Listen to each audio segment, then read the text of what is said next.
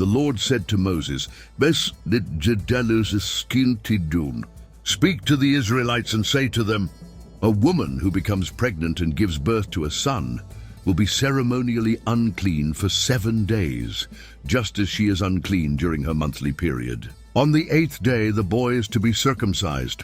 Then for 33 days she must wait to be purified from her bleeding. She must not touch anything sacred or enter the sanctuary until the days of her purification are over. If she gives birth to a daughter, for 2 weeks she will be unclean, as in her regular period. Then for 66 days she must wait to be purified from her bleeding. When the days of her purification for a son or daughter are over, she is to bring to the priest at the entrance to the tent of meeting a year-old lamb for a burnt offering and a young pigeon or a dove for a sin offering. He is to offer them before the Lord to make atonement for her, and then she will be clean from her flow of blood. These are the regulations for the woman who gives birth to a boy or a girl. But if she cannot afford a lamb, she is to bring 2 doves or 2 young pigeons, one for a burnt offering and the other for a sin offering. In this way the priest will make atonement for her, and she will be clean. In the shadow of the sacred mountain, amidst the sprawling camp of the Israelites, a new set of divine ordinances was delivered to preserve the sanctity of the community. The Lord spoke to Moses and Aaron, establishing laws of purity that would govern their people, beginning with the intricate statutes concerning afflictions of the skin. These were not merely matters of health, but profound lessons in holiness, separation, and the visible manifestation of one's standing before God and the community. Before the hallowed presence of Aaron the high priest, an individual marked by a troubling skin condition is presented for judgment. The air is thick with solemnity as the priest, acting as God's designated arbiter, begins his meticulous examination.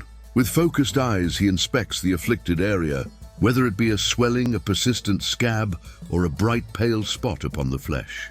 Each detail is critical, for the law demands a precise and careful diagnosis, distinguishing a common ailment from a sign of ceremonial uncleanness. The priest looks for 2 definitive signs that confirm a defiling disease. If the hair within the sore has turned starkly white, and if the affliction appears to be more than skin deep, penetrating the flesh, the verdict is clear and absolute.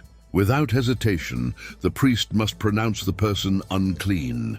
This declaration is not a medical one in the modern sense, but a ritual one, signifying a state of impurity that separates the individual from the congregation and from the presence of the Lord.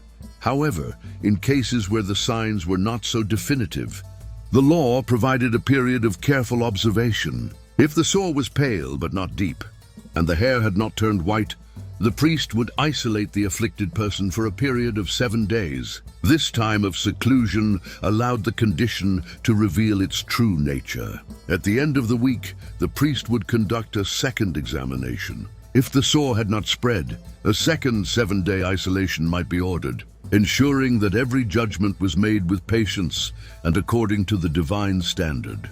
When an individual was ultimately declared unclean, the consequences were immediate and public. In a poignant display of their status, they were to tear their clothes, let their hair be unkempt, cover the lower part of their face, and cry out, "Unclean, unclean!" This stark warning served to protect the community from contamination, ensuring others kept their distance. The afflicted person was then compelled to live in solitude, dwelling alone outside the perimeter of the camp, a vivid and sorrowful symbol of separation from their people and their God. The concept of leprosy in these laws extended beyond human skin to the very fabric of daily life. Garments, too, could be afflicted with a persistent mildew or mold, a spreading stain of greenish or reddish hue that was considered a form of contamination.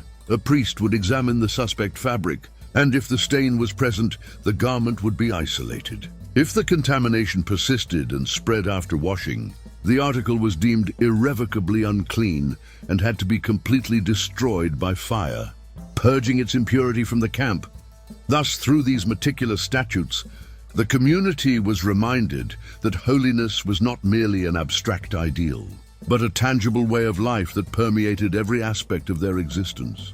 These laws, governing both people and their possessions, continuously underscored the profound importance of purity, separation, and order within the nation chosen to dwell in the presence of a holy God. They were a daily, physical reminder of the spiritual state required to be part of the sacred congregation. In the ancient desert, under a sky as vast and empty as the sands below, a man walked alone. He was an outcast, a leper, his very presence a source of fear and defilement, banished from the life he once knew. Yet with each step towards the distant silhouette of the camp, a fragile hope flickered within him. For this was the day of his judgment, the day of his potential cleansing. His journey was not merely across the dunes, but from a world of profound isolation towards the possibility of restoration. At the edge of the camp, where the community's boundary was drawn, a priest awaited him. He was the arbiter of the law, the one who would oversee the sacred rites. With solemn purpose, he presented the elements required for the ceremony. There were 2 live, clean birds, symbols of life and freedom. There was a piece of cedarwood, known for its resilience and preserving qualities. A length of scarlet cloth, the color of blood and life, was held alongside a sprig of hyssop, an herb used for purification. Each item held a deep symbolic weight in the ritual that was about to unfold. Following the divine command, the priest ordered one of the birds to be killed. The sacrifice was performed over an earthen vessel filled with fresh, running water, signifying life and cleansing. The moment was one of stark contrast, as the vibrant life of the bird was taken, its blood mingling with the pure water. This mixture, a potent symbol of life given and purification offered, was the first step in the intricate process of making the unclean clean once more.